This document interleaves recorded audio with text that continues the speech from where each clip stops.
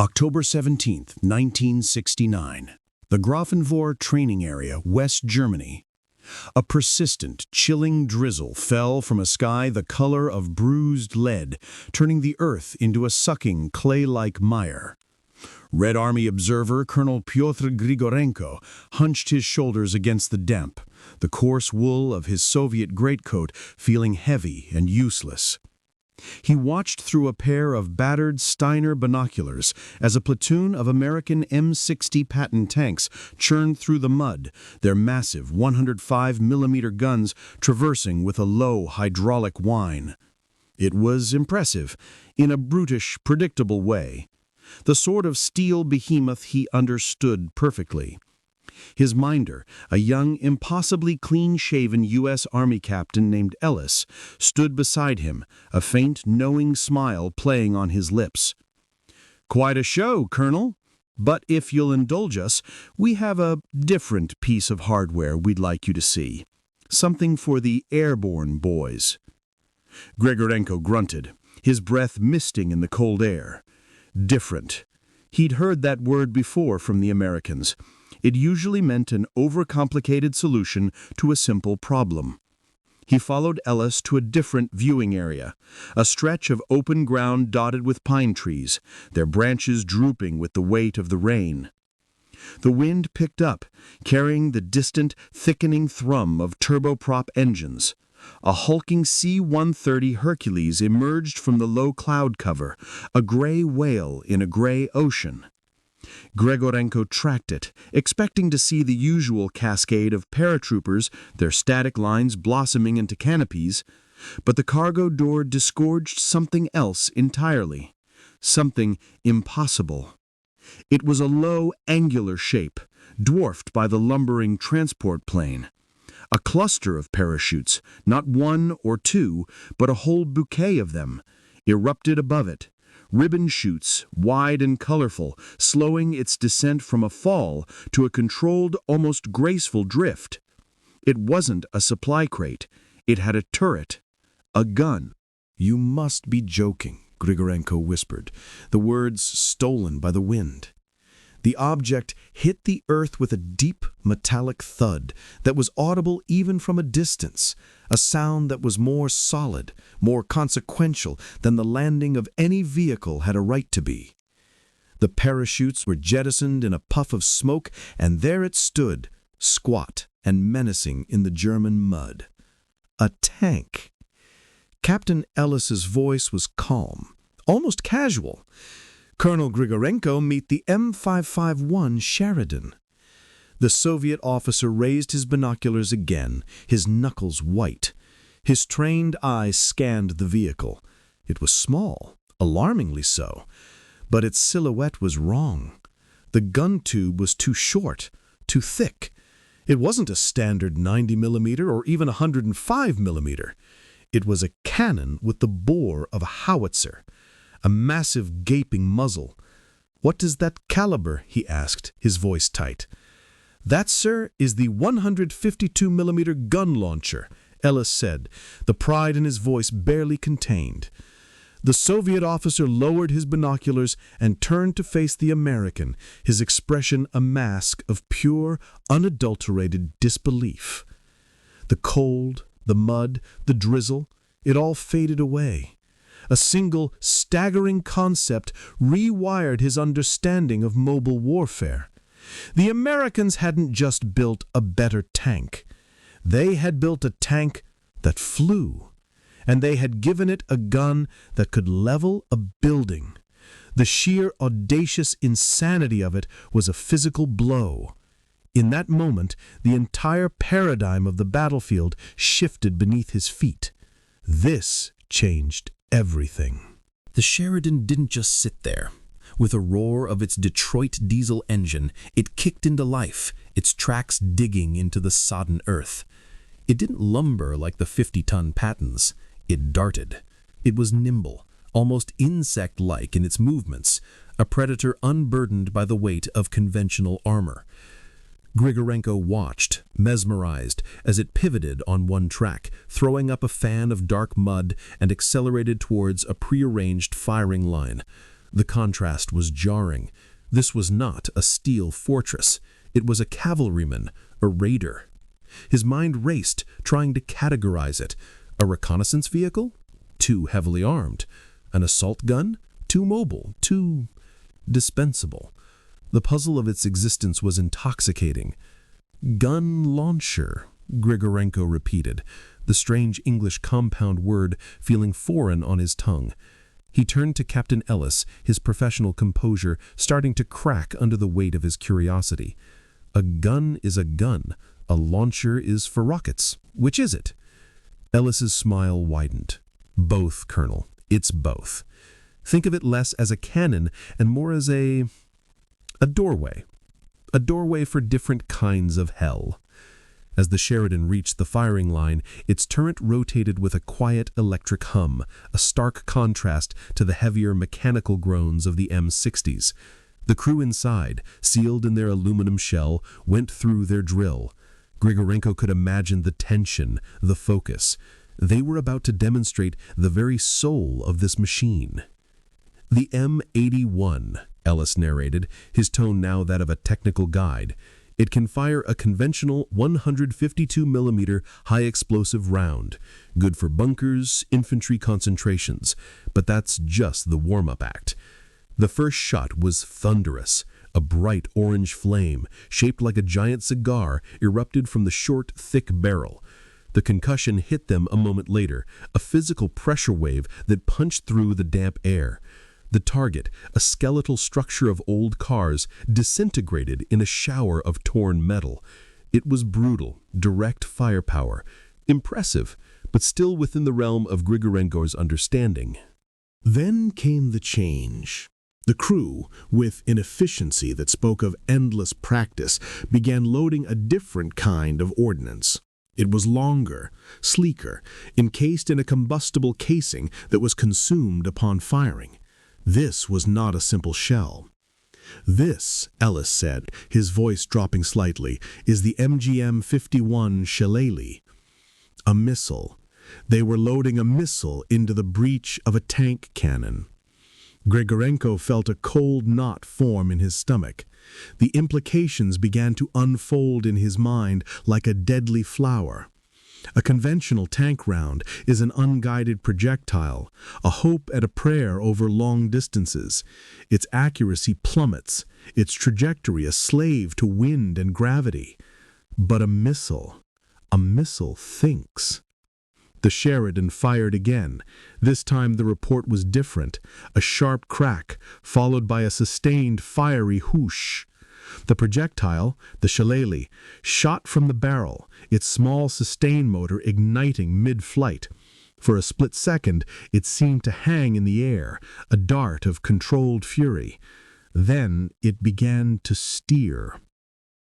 Grigorenko could see the thin, bright tracer corkscrewing through the rain, not in a simple arc, but making minute, almost intelligent corrections. It was no longer just a weapon, it was a system. The gunner, safe in his turret, simply had to keep his crosshairs on a target now over 1,500 meters away, a simulated moving T-62, and the missile would fly itself into the spot. It made every other tank in the world, with their graduated sights and ballistic calculations, seem instantly, irrevocably obsolete. The Shillelagh struck the distant target hulk with a flash that was both bright and precise, a lance of chemical energy, not just brute force. In that silent, terrifying moment, Colonel Pyotr Grigorenko wasn't just looking at a new vehicle. He was looking at the end of an era. The question was no longer if this machine was a threat, but how the motherland could possibly counter a tank that fell from the clouds and could snipe with the voice of a thunder god. The precision of the missile strike wasn't the end of the horror. It was the beginning of a deeper, more unsettling realization. As the echo of the explosion faded, replaced by the hiss of rain on hot metal, Grigorenko's mind, trained for decades in the hard, simple calculus of Eastern Bloc warfare, began to dissect the true nightmare. It wasn't the missile itself. It was the platform.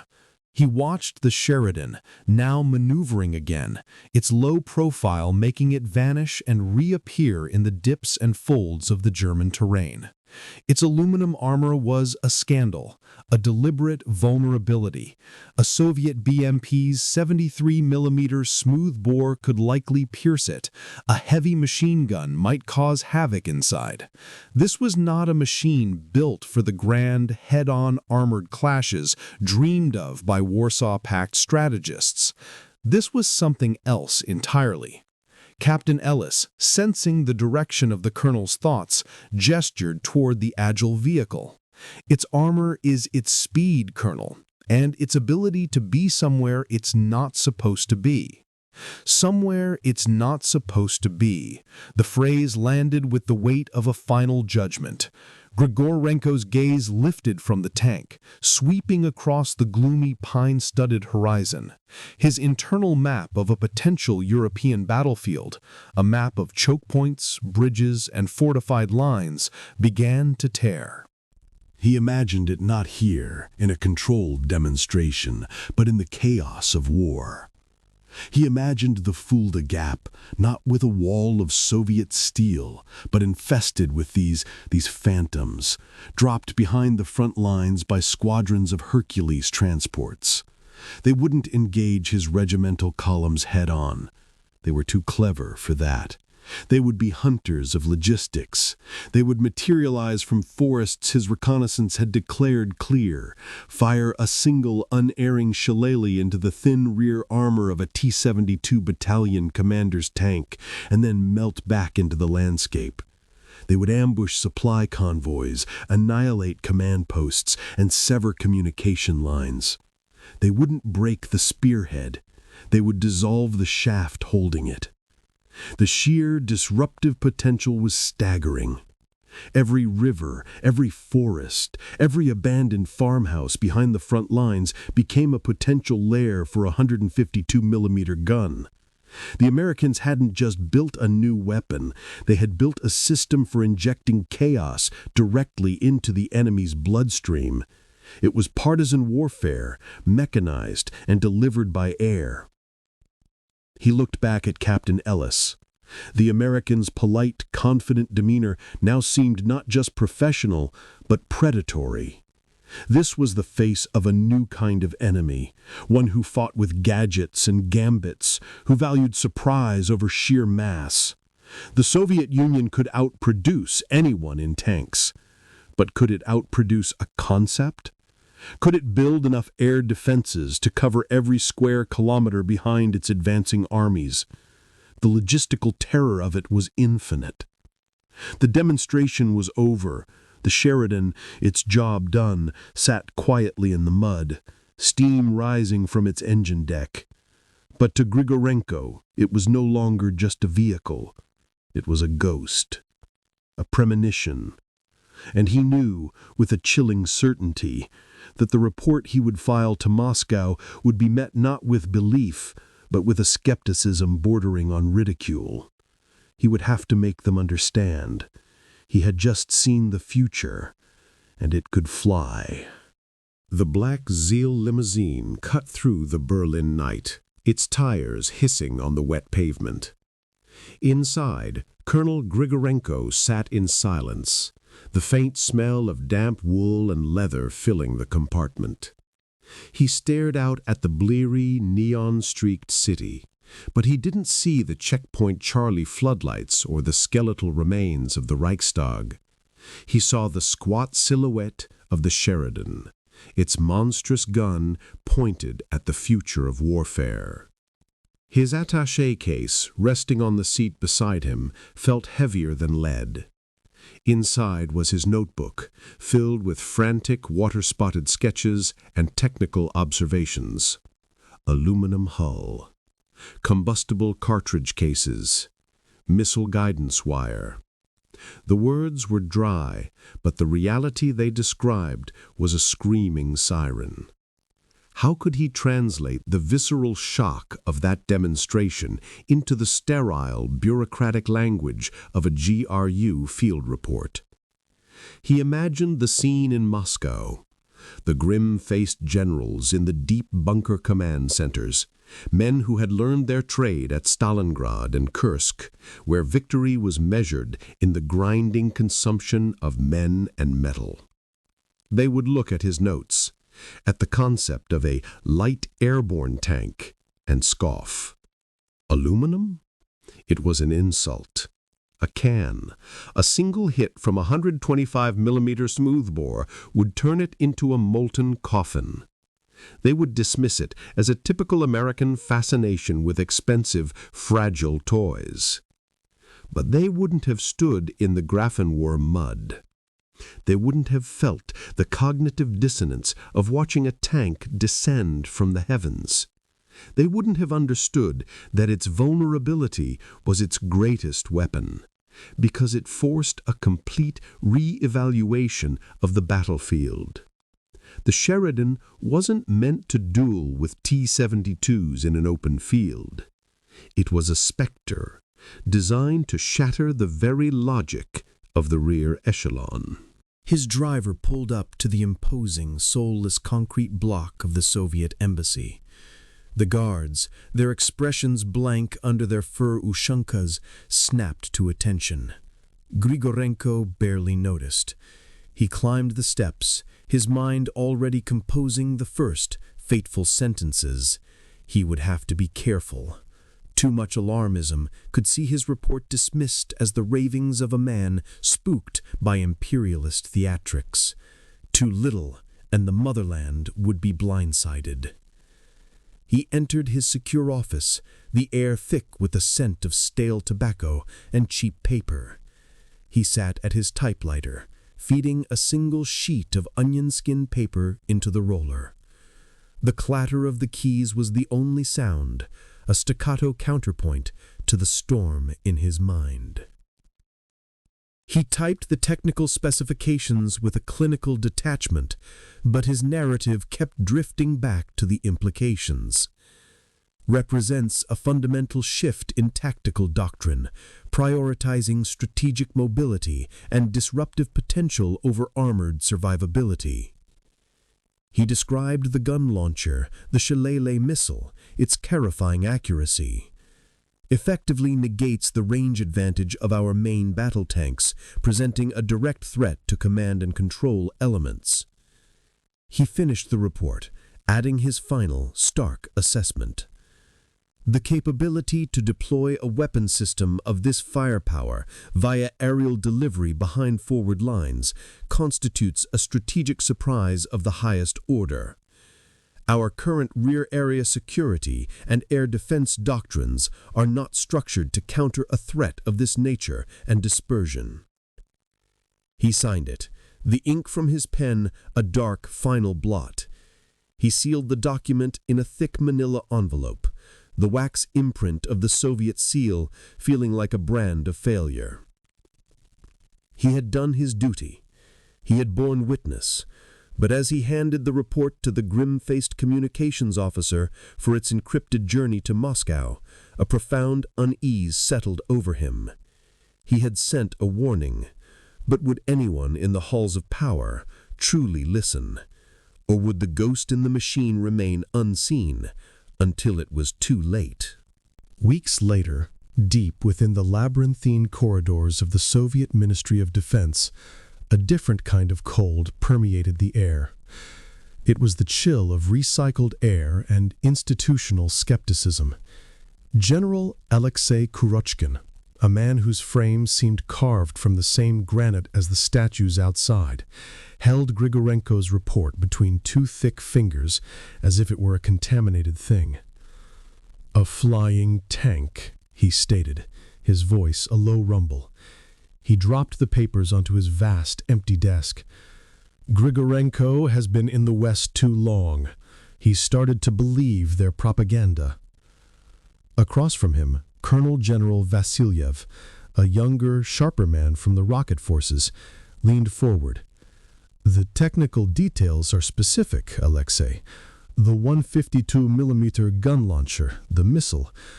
Our signals intelligence has picked up whispers of a Shillelagh program. It is not a fantasy." A fantasy of application.